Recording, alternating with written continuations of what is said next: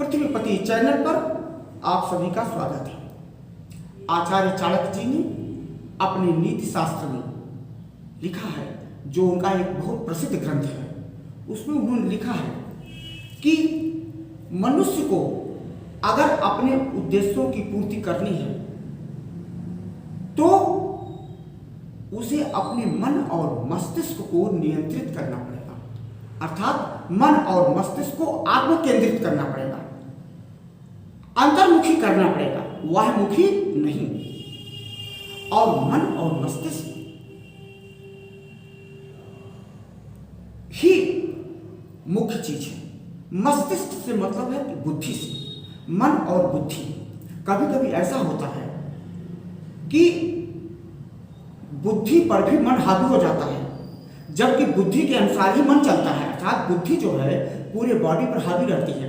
लेकिन कभी कभी ऐसा होता है कि मन बुद्धि पर हावी हो जाता है। ऐसी अवस्था में ये शरीर नियंत्रण के बाहर हो जाती है। तो आचार्य चाणक्य जी कहते हैं कि मन और बुद्धि दोनों पर नियंत्रण रखना नितांत आवश्यक है और इस शरीर को अंतर्मुखी बनाए रखना है। अब हमें क्या करना है? अगर हमें उच्च शिखर पर पहुंचना है, उच्च उद्देश्यों की प्राप्ति करना है, तो हमें छोटे छोटे उद्देश्य लेने पड़ेंगे। जब छोटे छोटे उद्देश्य पूरे होते जाएं, तब हम बड़े उद्देश्य की तरफ आगे बढ़ें। छोटे उद्देश्यों की पूर्ति के लिए हम छोटे समय का निर्धारण करें, अर्थात 6 महीने साल भर का निर्धारण करें और उसको पूरा करें। फिर बड़े उद्देश्य की पूर्ति के लिए हम बड़ा समय निर्धारित करें, 3 साल, 4 साल, 5 साल, और उसकी पूर्ति में लगे और उसको हम पूरा कर लेंगे। लेकिन मन और मस्तिष्क नियंत्रण कैसे हो, इस पर विचार करना है।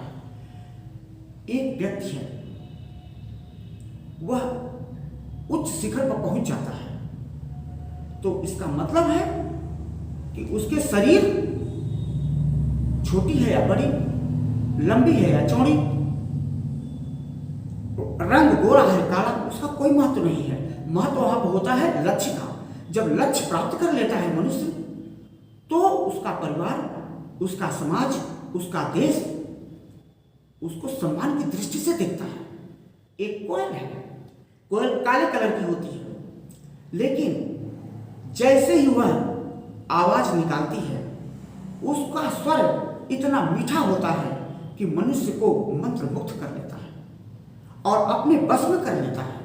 अर्थात उस समय उसके रंग का कोई महत्व नहीं रह जाता है, अर्थात उसका रंग गौर हो जाता है, उसका स्वर ही सब कुछ होता है।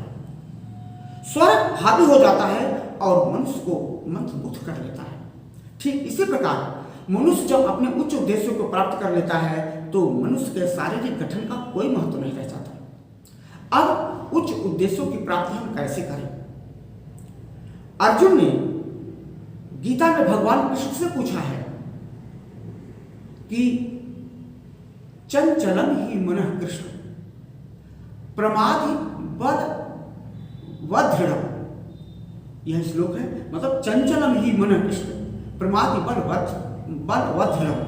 तो इसका अर्थ यह हुआ कि अर्जुन जी कृष्ण से पूछते हैं कि हे कृष्ण, मन तो ये बहुत चंचल होता है और कभी कभी यह मन बुद्धि पर भी हावी हो जाता है, अर्थात मस्तिष्क पर भी हावी हो जाता है, और यह बहुत बलशाली है। इसका क्या उपाय है कि इसको कैसे नियंत्रित किया जाए? तो भगवान कृष्ण कहते हैं योग। योग में क्या है? ध्यान योग। अगर तुम ध्यान योग करते हो, हे अर्जुन, अगर तुम ध्यान योग करते हो, तो तुम मन और बुद्धि या मस्तिष्क को नियंत्रित कर सकते हो। तो वह मन और बुद्धि को कैसे नियंत्रित करना है और ध्यान योग कैसे करना है, आप देखिए। इस प्रकार आप बिल्कुल पद्मासन में बैठे, इस प्रकार, और दोनों हाथों अंगूठा और पहली उंगली, जिसको तर्जनी कहते हैं, इस तरह से दोनों टच कर लिया एक दूसरे से, और 3 उंगली बिल्कुल सीधी रहेगी और अपने घुटने पर रख देते हैं। रीढ़ की हड्डी बिल्कुल सीधी, और अपने मन और मस्तिष्क या बुद्धि को अंतर्मुखी करते हैं, अर्थात अपने शरीर के अंदर ही लपेट कर रखते हैं, इसको बाहर की तरफ नहीं जाने देते। और शरीर को मूलाधार से लेकर के स्वाधिष्ठान, मणिपुर, अनाहत, विशुद्धार्थ, आज्ञा चक्र, भ्रूमध्य और सहस्रा चक्र, इन्हीं चक्रों को के अंदर हम अपने मन और मस्तिष्क को उलझा कर रखते हैं। और इसी ध्यान योग से बड़े बड़े ऋषि बहुत बड़े उच्च उद्देश्यों की प्राप्ति की है, बड़े बड़े बहुत ही शिखर पर पहुंचे। आचार्य चाणक्य जी आज इतिहास के सबसे महान दार्शनिक, अर्थशास्त्री, जीवन विज्ञान, हर क्षेत्र में ऐसी ऐसी किताबों को लिखा है जिस पर आज भी रिसर्च हो रहा है। इसलिए हम ध्यान योग करते हैं और ध्यान की मुद्रा में बैठते हैं। और यह मुद्रा प्रतिदिन सुबह शाम कम से कम 1 से 1.5 घंटे हम खाना खाने के पश्चात भी इस आसन को कर सकते हैं। लेकिन ध्यान योग करने से पूर्व 5 से 10 मिनट तक हम 2 प्राणायाम करें, एक कपालभाति और एक अनुलोम विलोम। इससे क्या होगा, कपालभाति और अनुलोम विलोम के करने से हमारा मन ध्यान योग में अच्छी प्रकार से रम जाएगा, लग जाएगा। इसलिए हम पहले कपालभाति और अनुलोम विलोम करें, उसके बाद ध्यान हो।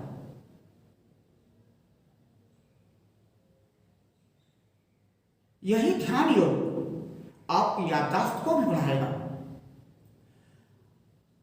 भगवान कृष्ण जी ने याददाश्त बढ़ाने के लिए बहुत से सुझाव दिए।